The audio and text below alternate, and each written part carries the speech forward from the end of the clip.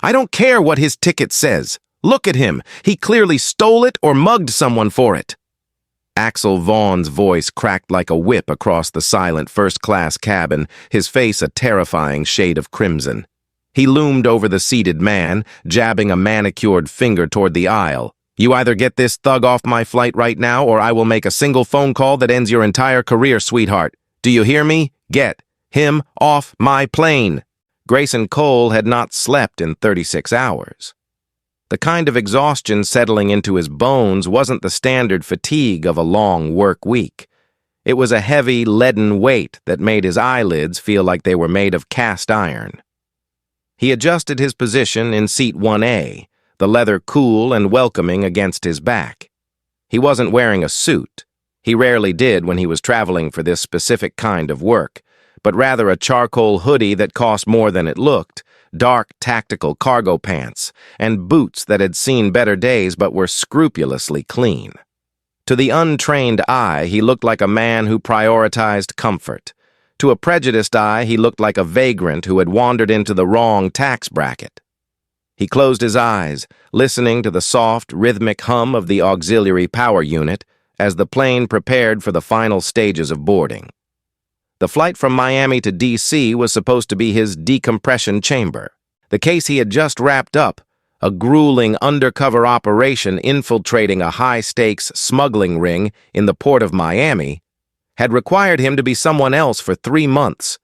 He had lived in a shipping container, eaten garbage, and gained the trust of men who would kill him for a wrong glance. Now, all he wanted was a gin and tonic, the silence of noise-canceling headphones, and the anonymity of the clouds. Excuse me. The voice wasn't asking for attention. It was demanding submission. It was a voice curdled with years of never being told no. Grayson didn't open his eyes immediately. He took a deep breath, savoring the last second of peace, before slowly lifting his lids. Standing over him was a man who looked like a caricature of corporate greed. He was wearing a navy pinstripe suit that was tailored a little too tight across the chest, likely to emphasize a gym routine that was mostly vanity. On his wrist sat a platinum watch the size of a hockey puck, and his shoes were Italian leather, polished to a mirror shine that reflected the overhead cabin lights. This was Axel Vaughn. Grayson didn't know his name yet, but he knew the type. He had arrested 100 men just like him, men who thought the world was a vending machine, and they were the only ones with quarters. "Can I help you?" Grayson asked, his voice a low, steady baritone. He kept his face neutral, a skill honed in interrogation rooms. "Yeah, you can help me by getting out of my seat," Axel said, shifting his Toomey carry-on bag from one hand to the other. He didn't look at Grayson's eyes. He looked at his hoodie, then his hair, then the boots. His lip curled in a microscopic sneer. "First class is full. Economy is back that way." He hooked a thumb over his shoulder, pointing toward the curtain. Grayson didn't move. He didn't blink. "I'm in seat 1A. Check your boarding pass." Axel let out a short, incredulous laugh. It was a sharp bark of sound that drew the attention of the couple across the aisle in 1C and 1D. Cade and Ember Donovan had been settling in, whispering quietly and holding hands, but now they were watching. Cade, a man with kind eyes and a tech startup vibe, frowned slightly. "I don't need to check my pass, pal." Axel spat the word pal like it was a curse. "I fly this route every Tuesday. I always sit in 1A. It's my seat. The system must have glitched and double-booked. And seeing as I'm a Diamond Medallion member and you're, well, I think we both know who's moving." Grayson remained perfectly still. His hands were resting loosely in his lap, near the waistband of his pants, where his concealed carry would have been if he weren't flying commercial. Old habits. "I have a ticket," Grayson said calmly. "I'm not moving." "Listen to me." Axel leaned in closer, invading Grayson's personal space. The smell of expensive musky cologne wafted off him in a suffocating wave. "I don't know how you scrounged up the miles or whose credit card you skimmed to get up here, but you are out of your depth. People are trying to board. You are blocking the flow. Get up. Sir, take your assigned seat, Grayson said, his tone dropping an octave. It wasn't a request anymore. It was a command wrapped in civility. If there is a dispute, wait for the flight attendant. Axel's face went from annoyed to furious. The veins in his neck began to cord. He wasn't used to resistance. He was a man who moved mountains with his checkbook and buried problems with his lawyers. To be told what to do by a man in a hoodie in his seat was an insult to his very existence. I'm not waiting for anyone, Axel hissed. I'm giving you 10 seconds to grab your trash and walk back to row 30 where you belong before I make this incredibly embarrassing for you. Grayson looked at the man, really looked at him. He analyzed the threat level. 0 physical threat, high social threat, high nuisance level. Go ahead, Grayson said softly. Embarrass me. The challenge hung in the air, heavy and electric. Axel Vaughn's jaw clenched. He straightened up, turned toward the galley, and bellowed, Attendant, we have a security issue in row 1. Celia Knight had been a flight attendant for 12 years. She had seen it all, drunk bachelorettes, terrified first-time flyers, nervous dogs, and even a couple trying to join the Mile High Club in the galley. But nothing made her stomach tighten quite like the tone of voice currently shredding the peaceful boarding music. It was the tone of an entitled passenger who was about to make her life miserable. She smoothed her uniform, put on her customer service smile, a shield she wore like armor, and stepped out from the galley. Sir, is there a problem? Axel Vaughn spun on her, his face flushed. He pointed an accusatory finger at Grayson, who was looking out the window with an air of bored detachment. Yes, there is a massive problem. This individual is in my seat. I need you to remove him immediately. Celia looked at Grayson, then at her manifest tablet.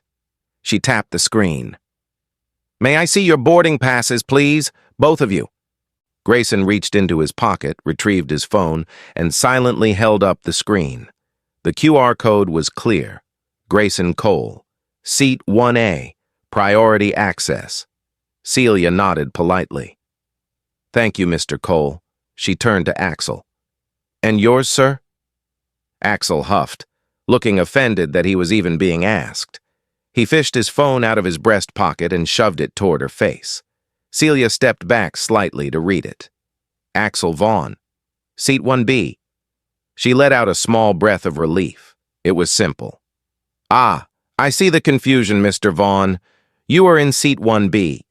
That's the aisle seat right next to Mr. Cole. 1A is the window. Mr. Cole is in the correct seat. She gestured to the empty leather chair next to Grayson. If you'll just take your seat, we can finish boarding. Axel didn't move. He stared at the empty seat, then at Grayson, then back at Celia. His eyes narrowed. No, that's not going to work. I'm sorry, sir? Celia asked, her smile faltering. I said that's not going to work, Axel said, his voice rising again. I specifically requested the window. My assistant always books the window, but putting that aside, I cannot sit next to him. The cabin went quiet. The ambient noise of passengers shuffling bags in the overhead bins seemed to mute. Several heads in the rows behind them turned. In seat 1D, Ember Donovan nudged her husband, her eyes wide. Cade Donovan slowly reached for his phone, sliding it out of his pocket and holding it low against his chest, the camera lens peeking out. Celia's spine stiffened. Sir, I don't understand. What is the issue with sitting next to Mr. Cole? Axel waved a hand dismissively in Grayson's direction, a gesture of pure disgust. Look at him. He's unsavory. He looks dangerous. I'm wearing a $5,000 suit. I have confidential business documents to review. I can't have someone like that looking over my shoulder or doing whatever people like him do. Grayson turned his head slowly. His expression was unreadable, a stone mask. People like me? He repeated. Axel ignored him, focusing his rage on Celia. He's making me feel unsafe. I am a platinum flyer. I spend more on this airline in a month than you make in a year. I have the right to a comfortable, safe flight. Sitting next to a thug in a hoodie is not safe. I want him moved to economy. Now. Sir, Celia said, her voice trembling slightly but holding firm. Mr. Cole has paid for a first-class ticket. He has every right to be here. I cannot move a passenger based on your personal preferences. You are in 1B. Please sit down. Axel slammed his hand against the overhead bin. The loud bang made Ember jump. Don't you dare talk down to me! You are a waitress in the sky! I am telling you that this man is a security threat. Look at his eyes. He's probably high. Did you even check him at the gate? Or did you just let him on because of some diversity quota? The slur hung in the air, toxic and undeniable. Grayson unbuckled his seatbelt. The metallic click was soft, but in the silence of the cabin, it sounded like a hammer cocking. He didn't stand up, but he shifted his body to fully face Axel. You need to be very careful about the next words that come out of your mouth, Grayson said. His voice was no longer soft. It was the voice of a man who controlled rooms for a living. It carried a weight of authority that Axel, in his blind rage, failed to recognize. Is that a threat? Axel shouted, seizing the moment. He turned to the other passengers, spreading his arms wide. Did you hear that? He just threatened me. He threatened my life. He didn't threaten you, man.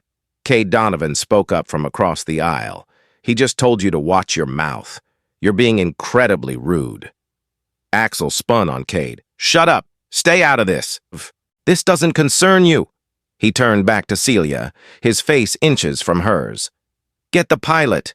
Get the outcome manager. Get the police. I don't care. I am not sitting down, and this plane is not moving until this piece of trash is removed from my sight. Celia took a step back, her hands raised. Sir, you are disrupting the flight. If you do not sit down, you will be the one removed. Axel laughed, a cold, cruel sound. Me? Removed? Do you know who I am? I'm Axel Vaughn. I own Vaughn Logistics. We ship half the cargo your airline carries.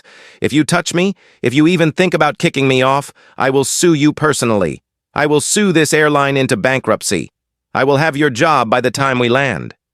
He reached into his pocket and pulled out his phone, holding it up to record Celia. Go ahead. Say it again. Tell me you're kicking off a job creator to protect a thug. Grayson watched the phone come out. He saw the way Celia was shrinking, the fear in her eyes. She was doing her job, but she was overwhelmed. This bully was using his wealth as a bludgeon. Grayson sighed. He really didn't want to work today, but he couldn't let this woman take the fall for his existence. Put the phone away, Vaughn, Grayson said. Make me, Axel sneered, turning the camera toward Grayson. Smile for the world, criminal. You're about to be famous. The tension in the cabin was so thick, it felt like the air pressure had dropped. The boarding door was still open, but the jet bridge felt miles away. Axel Vaughn stood in the aisle, a blockade of ego and expensive fabric, effectively holding the entire aircraft hostage. Behind him, a line of passengers from economy was backed up, peering around heads, trying to see what the holdup was.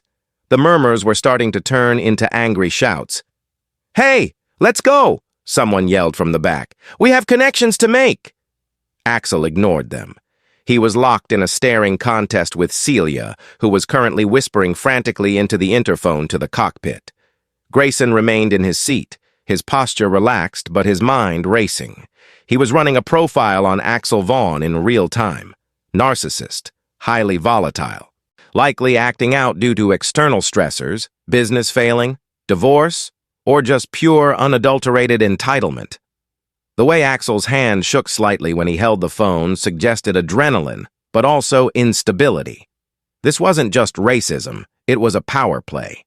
Axel needed to win. Losing to a black man in a hoodie was inconceivable to his worldview.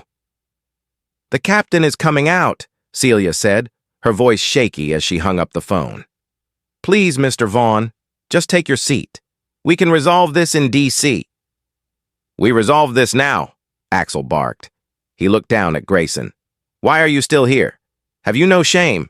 You know you don't belong here. Look at these people. He gestured to the Donovans, then to an older woman in 2A. They paid thousands of dollars to be away from the riffraff. You are making everyone uncomfortable. Actually, Ember Donovan said, her voice cutting through the noise. She was a petite woman, but her eyes were fierce. The only person making me uncomfortable is you. You're acting like a child. Axel whipped his head around. Excuse me? You heard her, Cade added, keeping his phone steady, the red recording light blinking. Sit down or get off. We all have places to be. Oh, I see, Axel sneered. The woke brigade is here. You think you're noble defending him? You have no idea what he is. I bet he's got a record a mile long. I bet he's got drugs in that bag. Axel suddenly lunged toward the overhead bin where Grayson had stowed his duffel bag. It was a violation of every unwritten rule of air travel and a significant escalation of physical aggression. Don't touch my bag, Grayson said. He didn't shout, but the command whipped through the air like a razor wire. He unbuckled his seatbelt completely now, his muscles coiling. If Axel touched the bag, Grayson would have to intervene physically. The bag contained his service weapon, locked and secured in a hard case, legally declared, but not something he wanted Axel Vaughn pawing at. Axel froze, his hand inches from the latch of the bin. He looked down at Grayson, seeing the shift in the man's demeanor. For the first time, a flicker of genuine fear crossed Axel's eyes, but he buried it under a layer of bravado. What are you hiding? Axel taunted, though he pulled his hand back. Contraband? Stolen goods? Sir, step away from the bin. The command came from the front of the cabin. Captain Aurora Black had emerged from the cockpit. She was a striking woman with silver-streaked hair pulled back into a severe bun, 4 gold stripes on her epaulets gleaming under the lights. She carried herself with the absolute authority of someone who commanded tons of metal through the sky. Captain, Axel said, his tone shifting instantly from aggression to a slimy, ingratiating charm. Thank God! Someone with authority. I am Axel Vaughn. I'm a Diamond member. I am trying to alert your crew to a severe security risk, and I am being harassed. Captain Black looked at Axel, then at Grayson, then at the crowded aisle. She didn't look impressed. The only security risk I see right now, Mr. Vaughn, is a passenger standing in the aisle refusing to follow crew instructions. You are delaying my flight. I am protecting your flight, Axel insisted, pointing a trembling finger at Grayson. I want him off. I don't feel safe. He threatened me. He's aggressive. If you take off with him on board and something happens, the blood is on your hands. I demand you remove him. You demand? Captain Black raised an eyebrow. Mr. Vaughn, that is not how this works. You have 2 choices. You can sit in seat 1B, be quiet, and buckle up. Or you can grab your bag and deplane. Those are your options. Axel's face turned a dangerous shade of purple. He felt the walls closing in. The passengers were glaring at him. The crew was against him. He was losing the room, and for a man like Axel, losing was worse than dying. He needed a nuclear option. He pulled out his phone again and dialed a number, putting it on speaker for the whole cabin to hear. Who are you calling? Captain Black asked, stepping closer. The police, Axel announced, a smug grin twisting his lips. I'm calling the airport police. I'm reporting a threat on board. I'm reporting a man with a weapon. The cabin gasped. Grayson's eyes narrowed. Axel was lying, but he was guessing dangerously close to the truth. He said, Don't touch my bag like his life depended on it, Axel shouted to the room. He's got a gun! I know it! I'm not flying with a terrorist! 911, what is your emergency? The dispatcher's voice tinny on the speakerphone.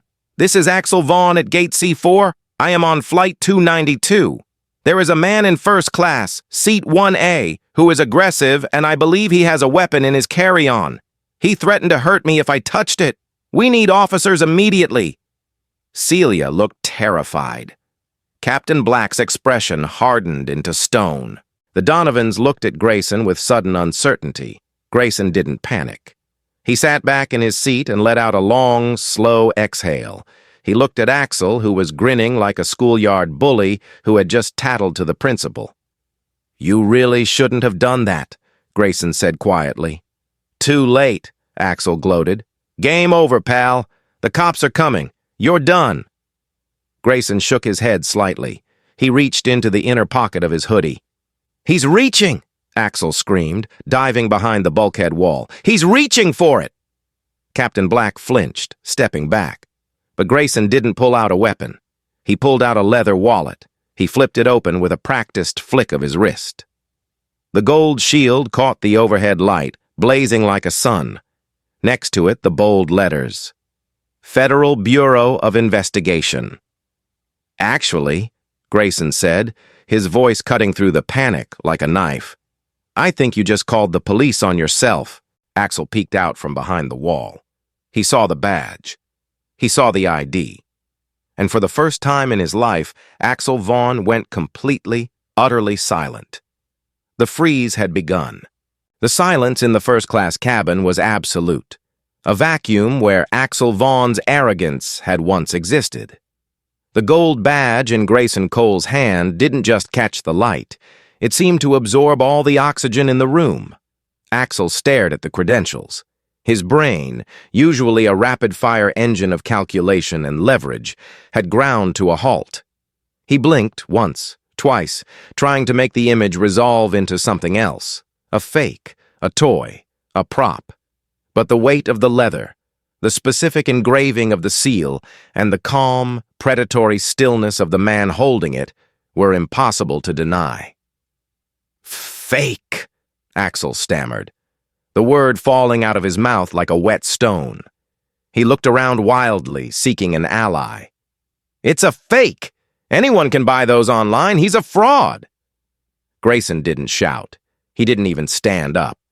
He simply flipped the wallet closed with a snap that sounded like a gunshot and slid it back into his pocket. "False impersonation of a federal officer is a felony, Mr. Vaughn. Do you really think I'd add that to the list of charges you're currently racking up?" "Charges? Me?" Axel's laugh was shrill, bordering on hysterical. "I'm the victim here. You threatened me. You have a weapon." "I do," Grayson said calmly. "It's standard issue. And unlike your diamond status, it actually carries weight."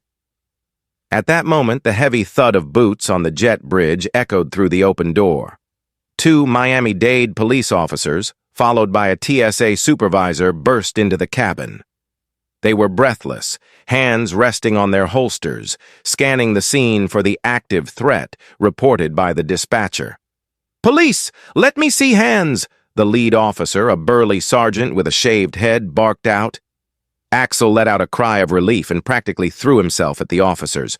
"Officer! Thank God! Him! That man right there!" He pointed a shaking finger at Grayson. "He's armed! He's dangerous! He threatened to kill me! Get him off my plane!" The sergeant looked at Axel, sweating, purple-faced, veins bulging, and then shifted his gaze to Grayson. Grayson remained seated, his hands clearly visible on his lap, palms open. He looked the sergeant in the eye and gave a subtle, professional nod. "Officer," Grayson said, his voice level, "I'm Special Agent Cole, FBI.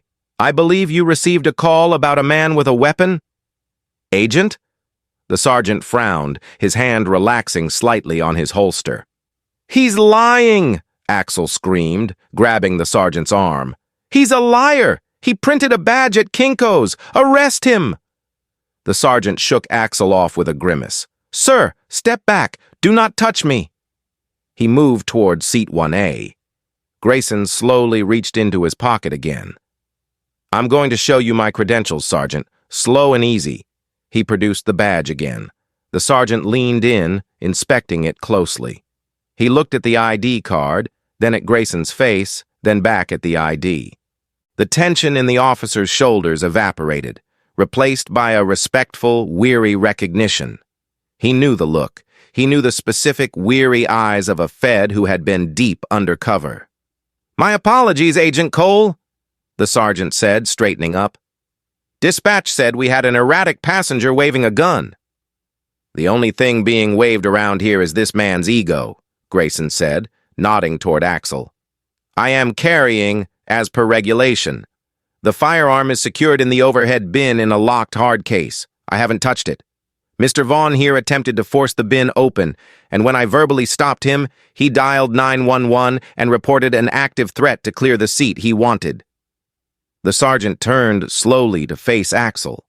The dynamic in the cabin shifted tectonically. The predator was now the prey. "Is that true, sir?" the sergeant asked, his voice dropping to that dangerous low-register cops use right before the handcuffs come out. "Did you call 911 and report a false active shooter threat because you wanted a window seat?" I... Axel scrambled. The reality of what he had done was crashing down on him, filing a false police report, interfering with a flight crew, wasting police resources. "He was aggressive. I felt threatened. He looked like a threat." "He looked like a threat?" Kay Donovan piped up from across the aisle, holding his phone high. "Officer, I have the whole thing on video. The guy in the suit has been harassing him since he walked on, calling him a thug, a criminal. Agent Cole didn't do a thing except sit there." "I have video too," another passenger from row 2 called out. "And I can verify Mr. Donovan's account," Captain Black said, stepping forward, her arms crossed. "Mr. Vaughn has been abusive to my crew, disrupted the boarding process, and delayed this flight by 20 minutes. I want him removed."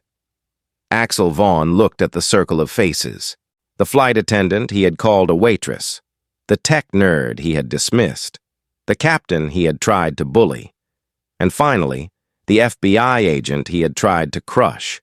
They were all looking at him, and none of them were afraid anymore. "Mr. Vaughn," the sergeant said, pulling a pair of handcuffs from his belt, "turn around and place your hands behind your back." Axel recoiled as if he'd been slapped.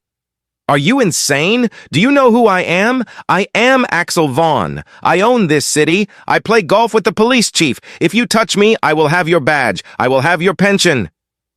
"Sir, turn around, now." The sergeant wasn't asking. "No, I refuse," Axel shouted, backing into the galley wall. "This is entrapment. This is a conspiracy. You're all in on it. I demand to speak to my lawyer. I demand to speak to the CEO of Delta." The sergeant didn't waste any more breath. He stepped forward, grabbed Axel's wrist with a grip like a vice, and spun him around. Axel let out a yelp of pain as his arm was twisted behind his back.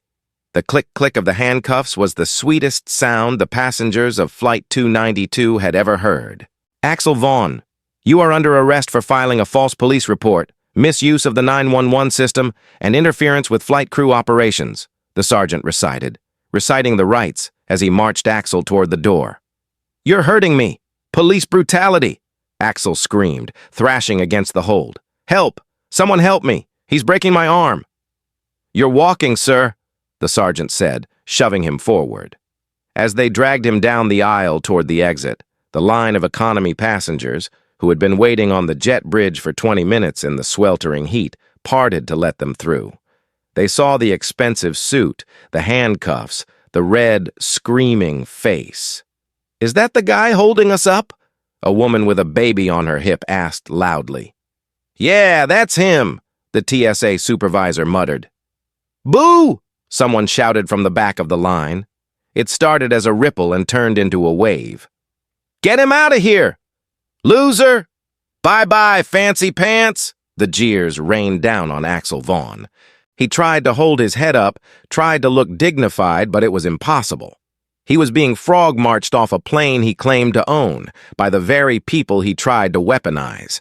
At the door of the plane, Axel twisted his head back one last time, his eyes locking onto Grayson, who was watching calmly from the window. "This isn't over!" Axel screamed, spit flying from his lips.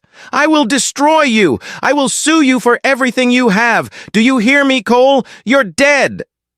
Grayson didn't respond. He just raised 2 fingers in a mock salute and turned back to the window. The officers shoved Axel through the doorway and onto the jet bridge. His screams of, "Do you know who I am?" faded as they dragged him up the ramp toward the terminal. Silence returned to the cabin. It was a heavy, stunned silence, broken only by the sound of Celia Knight exhaling a breath she felt like she'd been holding for a lifetime. She walked over to seat 1A, Her hands were shaking slightly. "Mr. Cole, Agent Cole, I am so sorry. I didn't know." Grayson looked up at her. The hardness in his eyes melted away, replaced by a tired kindness. "Celia, you did exactly what you were supposed to do. You de-escalated. You protected your crew. You have nothing to apologize for." "But he said those things." "He said a lot of things." Grayson shrugged. "Most of them were lies. Are we cleared to fly?" "I really just want to get home." Captain Black stepped in, placing a hand on Celia's shoulder. "We are clearing the paperwork now. We'll be pushing back in 5 minutes." She looked at Grayson. "Agent Cole, thank you for your patience and for handling that with more restraint than I would have." "Just another Tuesday, Captain," Grayson murmured. As the crew dispersed to finalize the cabin for departure, Cade Donovan leaned across the aisle. "Hey, Agent Cole?" Grayson looked over. "Just Grayson is fine." "Grayson," Cade nodded. "I got it all. The whole thing. From the moment he started yelling about your hoodie to the moment the cuffs went on." "Good," Grayson said. "The police might need it for evidence." Cade smirked, tapping his screen. "Yeah, the police. But I was thinking, the court of public opinion moves a lot faster than the legal system. You mind if I post this?" Grayson looked at the phone, then at the empty seat where Axel had sat. He thought about the men he had arrested in Miami, violent, dangerous men. But in a way, Axel was worse. Axel was the kind of evil that hid in plain sight, wrapped in money and privilege, convinced that the rules were for other people. "I can't tell you what to do with your property, Mr. Donovan," Grayson said, a small, dark smile touching his lips. "But I certainly won't stop you." Cade hit upload. The flight to D.C. was smooth, the kind of boring, rhythmic travel Grayson loved. He slept for the first hour, a dreamless, heavy blackout that reset his nervous system. When he woke up, the cabin was dark, the soft blue LED lighting casting a calm glow over the seats. He adjusted his seat upright and rubbed his face. The flight attendant, Celia, appeared almost instantly. "Can I get you anything, Agent Cole? On the house, obviously." "Club soda with lime, please," Grayson said. "Coming right up." Across the aisle, Cade Donovan was staring at his laptop, his face illuminated by the screen. He looked up, his eyes wide. "Grayson, you awake?" "Yeah." "You might want to see this." Cade turned his laptop toward Grayson. It was Twitter, X. The trending topics list was open.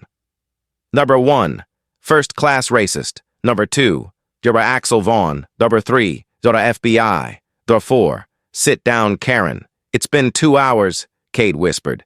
"The video has 4 million views." Grayson leaned in. The thumbnail was Axel's red, screaming face, his finger pointing at Grayson. The caption read, "CEO of Vaughn Logistics tries to kick black man off plane, finds out he's an FBI agent. Karma is real." Cade clicked a news link. CNBC breaking news. Vaughn Logistics stock plummets amid CEO's mid-air meltdown. "It gets better," Ember Donovan whispered, leaning over her husband's shoulder. "Look at the comments. People are digging up everything. Apparently this isn't his first time. Former employees are coming out of the woodwork. Harassment lawsuits, wage theft accusations. The floodgates just opened." Grayson watched the screen. A video clip from a news anchor played silently. The Chiron read, "Vaughn Logistics Board calls emergency meeting. Axel Vaughn detained at MIA." "His wife just posted," Cade said, refreshing the page. "Oh, wow, she's distancing herself. Appalled by the behavior, not the man I married, taking time to reflect with our children. Code for I'm calling my divorce lawyer," Ember noted dryly. Grayson sat back, taking the club soda Celia handed him. He took a sip, the cold bubbles sharp against his throat. He looked out the window at the darkness of the sky. Down below, somewhere in a holding cell in Miami International Airport, Axel Vaughn was likely screaming at a wall, waiting for a lawyer who was going to charge him triple, wondering how his life had disintegrated in the span of 45 minutes. He had thought power was a suit. He had thought power was a platinum card. He had forgotten that true power wasn't about what you could buy. It was about who you were when the world told you no. "You okay?" Cade asked, noticing Grayson's silence. "Yeah," Grayson said quietly. "Just thinking." "About what?" "About how much paperwork I'm going to have to do when we land," Grayson joked, though there was truth to it. "The Bureau doesn't like viral moments." "I think they'll give you a pass on this one," Cade said. "You looked like a saint. Seriously, man. How did you not punch him?" Grayson looked at his hands, hands that had dismantled weapons, hands that had handcuffed cartel lieutenants, hands that had been stained with grease and dirt for months. "Because if I punched him," Grayson said softly, "I become exactly what he said I was. I become the thug. I become the angry black man. He wanted me to hit him. He was begging for it. It would have validated every twisted thought in his head." He took another sip of his drink. "Beating a man like Axel Vaughn isn't about physical force," Grayson continued, his eyes hard. "It's about showing him that his world isn't the only world, and that in my world his money doesn't mean a damn thing." Cade nodded slowly. "Well, you definitely showed him." The pilot's voice crackled over the intercom. "Ladies and gentlemen, we are beginning our initial descent into Reagan National. Please return your seats to the upright position." Grayson finished his drink. The exhaustion was still there, but the weight was lighter. He was almost home. He had survived the cartel. He had survived Axel Vaughn. But as the plane banked, revealing the glittering lights of the Capitol below, Grayson knew the story wasn't quite over. Men like Axel Vaughn didn't go down quietly. He was a wounded animal now, cornered and humiliated, and wounded animals were dangerous. Grayson checked his phone. One missed call, Assistant Director Miller. He sighed. The ride was over, but the turbulence was just beginning. The air in Washington, D.C. was humid, a stark contrast to the recycled chill of the airplane cabin. Grayson Cole walked through the terminal at Reagan National, his duffel bag slung over one shoulder. He moved with the current of the crowd, heads down, phones out, everyone rushing to their next obligation. He was anonymous again, just another traveler in a hoodie, and the relief was palpable. But anonymity, as he was about to learn, was now a scarce commodity. As he exited the secure area, he saw a black SUV waiting at the curb. Standing beside it was not a driver, but Assistant Director Miller himself. Miller was a man of few words and even fewer expressions, usually reserved for national security briefings, not airport pickups. Grayson slowed his pace. "Sir, I didn't expect a welcoming committee." Miller opened the back door. "Get in, Cole. We have things to discuss." The ride to the Hoover building was silent for the first 10 minutes. Grayson watched the monuments pass by, illuminated against the night sky. He waited for the reprimand. Agents undercover weren't supposed to make headlines. They weren't supposed to have 4 million views on Twitter. "You're trending," Miller finally said, breaking the silence. He didn't look up from his tablet. "Currently higher than the president's latest press conference." "I saw," Grayson said. "I didn't initiate the recording, sir. I was merely defending my position." "I know." Miller swiped a finger across the screen. "I've watched the video. 6 times. The Bureau's PR department has watched it about 600 times. They are usually terrified of viral videos involving agents. This time, they're confusingly happy." Grayson raised an eyebrow. "Happy?" "You showed restraint," Miller said, finally looking at him. "You let a man scream racial slurs and threats in your face for 20 minutes, and you didn't flinch. You followed protocol. You identified yourself only when necessary. You made us look professional, human." Miller sighed, locking the tablet. "However, your cover is blown. The cartel investigation is closed on your end. We're pulling you out of field rotation for a while. Desk duty until the heat dies down. And you have a subpoena." "A subpoena?" "For the trial," Miller said, a rare, grim smile touching his lips. "Mr. Vaughn isn't going down quietly. He's hired a team of lawyers that cost more than the GDP of a small country. He's suing the airline, the police department, and he's trying to file a civil rights violation against you." Grayson scoffed. "Good luck with that." "He doesn't need luck," Miller said. "He needs a miracle. Because while he's fighting us, the rest of the world is fighting him." Meanwhile, in a holding cell in Miami, the miracle Axel Vaughn needed was nowhere to be found. The air smelled of stale urine and bleach. The fluorescent lights buzzed with a headache-inducing frequency. Axel sat on the metal bench, his suit jacket folded neatly beside him, though the crisp lines were ruined by wrinkles. His tie was gone, confiscated as a suicide risk. His shoelaces were gone. The platinum watch was in an evidence bag. He had been screaming for 3 hours. Now his voice was a rasp. "I need my phone call," he croaked at the passing guard. "I am a citizen. I have rights." "You got your call, buddy," the guard said without stopping. "You called your wife. She hung up, remember?" Axel winced. He remembered. He had called Isabella, expecting sympathy, expecting her to mobilize the lawyers. Instead, he had heard a cold, detached voice tell him that the press was camped out on their lawn, that the kids were crying, and that she was taking them to her mother's in Aspen. Click. "She didn't mean it," Axel muttered to himself, rocking slightly. "She's just stressed. It's a misunderstanding. Once I explain it, once I show them who he really was." He still believed it. In the warped architecture of his mind, he was still the victim. The FBI agent was the aggressor. The passengers were sheep. The world had just momentarily lost its senses. The heavy steel door at the end of the hall clanged open. A man in a cheap suit walked in, carrying a briefcase. It wasn't his usual attorney, the shark from the high-rise firm. It was a public defender. "Mr. Vaughn?" the man asked, looking tired. "Who are you?" Axel sneered. "Where is Goldberg? I pay a retainer for a reason." "Mr. Goldberg's office called," the public defender said, sitting on a plastic stool outside the bars. "They have recused themselves due to a conflict of interest. Apparently your firm, Vaughn Logistics, is currently being investigated by the SEC and the Department of Labor. Goldberg represents your board of directors.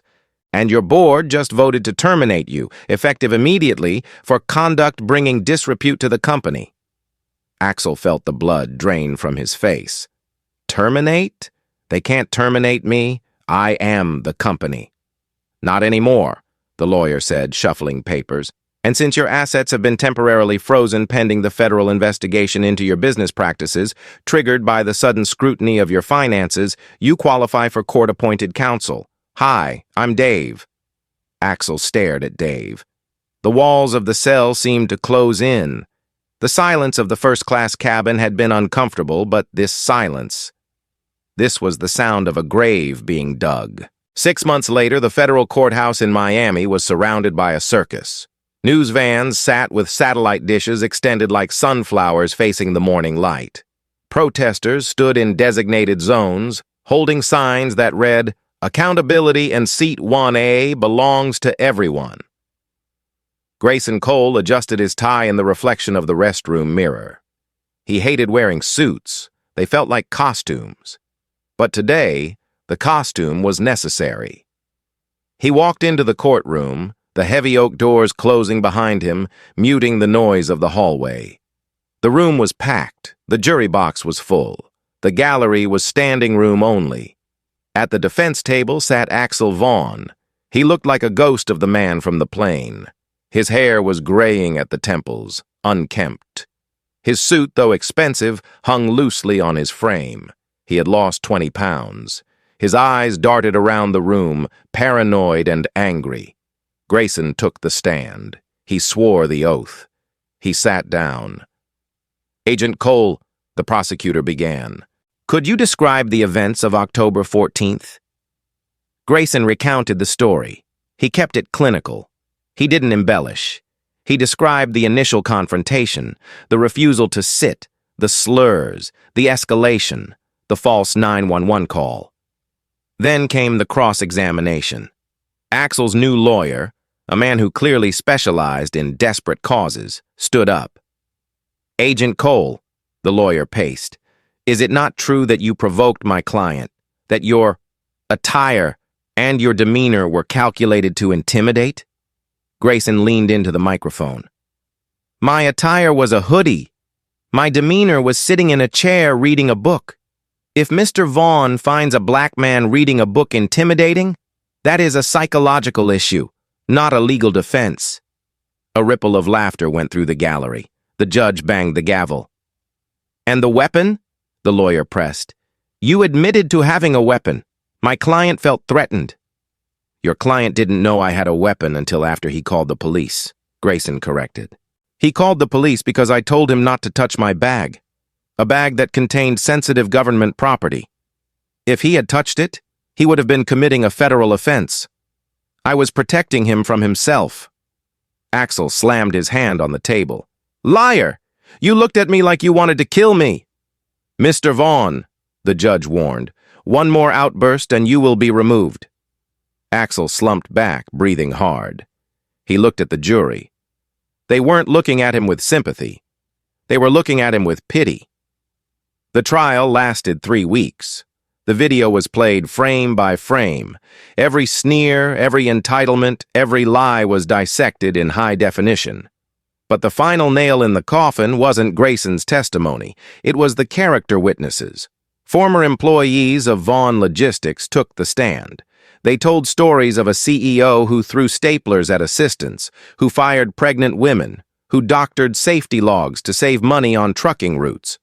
The mid-air meltdown wasn't an anomaly. It was the inevitable explosion of a man who had lived his entire life without breaks.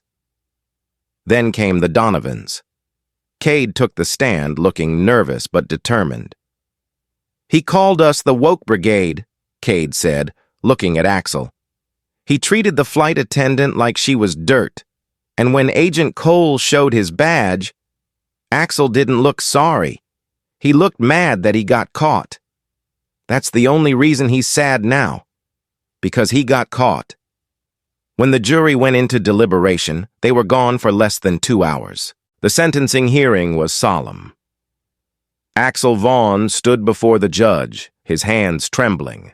He had been found guilty on all counts: filing a false police report, interference with flight crew members, and disorderly conduct.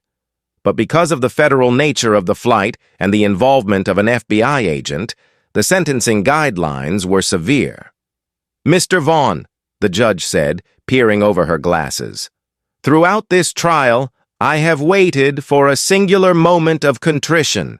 A moment where you acknowledge that other human beings exist not as props in your movie, but as people with rights equal to your own. I have seen none." Axel opened his mouth to speak, but his lawyer gripped his arm, silencing him. "You use the emergency services system, a system designed to save lives, as a customer service complaint line. You weaponize the police against a federal agent based on nothing more than your own prejudice. You are a danger not because you are violent, but because you believe you are above the law." The judge took a breath. "I sentence you to 24 months in federal prison, followed by 3 years of supervised probation. You are also ordered to pay restitution to the airline for the delay and a fine of $250,000. The gavel came down with a sound of finality that echoed in Axel's bones. 2 marshals stepped forward. "Wait," Axel whispered. "Prison? For a plain argument? This is insane. I'm Axel Vaughn." "Turn around, inmate," the marshal said, pulling the cuffs from his belt. This time there was no first-class cabin to watch. There were no cameras. Just the cold reality of consequences catching up to a man who thought he could outrun them. 2 weeks later, Grayson Cole sat in seat 1A. He was flying to Chicago for a new assignment. He wasn't undercover this time. He was wearing a blazer, a button-down shirt and dress shoes. He looked every bit the federal agent he was. The plane was boarding. Passengers shuffled past. A young man with a backpack stopped by his row, looking at his ticket. "Excuse me?" the young man said nervously. "I think I'm in 1B?" Grayson looked up. He smiled, a genuine warm smile. He stood up, stepping into the aisle to let the young man in. "Go right ahead," Grayson said. "Let me help you with your bag." "Oh, thanks," the guy said, surprised. "Appreciate it." Grayson sat back down. He buckled his seatbelt. He looked out the window at the tarmac, watching the baggage carts zip by. He pulled out his phone. He had a notification from Cade Donovan. Saw the news. Justice served. "Hope you're flying friendly skies today." Grayson typed back, "Always." He locked the phone and closed his eyes. The engines roared to life, a deep, powerful thrum that vibrated through the floor. He thought of Axel Vaughn, sitting in a 6x8 cell, wearing a uniform that wasn't tailored, eating food that wasn't on a menu. He thought about how quickly a life could be dismantled when the foundation was rotten. The plane began to taxi. Grayson felt the familiar pull of momentum. He was moving forward. Axel was staying behind. And as the wheels lifted off the ground, leaving the earth below, Grayson Cole finally, truly relaxed. The story of Axel Vaughn and Grayson Cole is more than just a viral moment or a courtroom drama. It is a mirror held up to society, reflecting the dangerous intersection of entitlement, prejudice, and power. Axel's downfall wasn't caused by the FBI agent, or the police, or the judge. It was engineered by his own inability to see humanity in someone who didn't look like him. In the end, the badge didn't just reveal Grayson's identity, it revealed Axel's character. The hard karma wasn't vengeance, it was gravity. When you build a pedestal of arrogance, the fall is inevitable, and the landing is unforgiving. Thank you for watching this story. If this story resonated with you, if you believe in justice, karma, and the power of standing your ground with dignity, please hit that like button. It helps get these stories out to more people. Don't forget to subscribe and turn on notifications so you never miss a new episode. We have more stories of justice, drama, and real-life consequences coming every week. And tell me in the comments, have you ever dealt with an Axel Vaughn in your life? How did you handle it? Let's talk about it down below.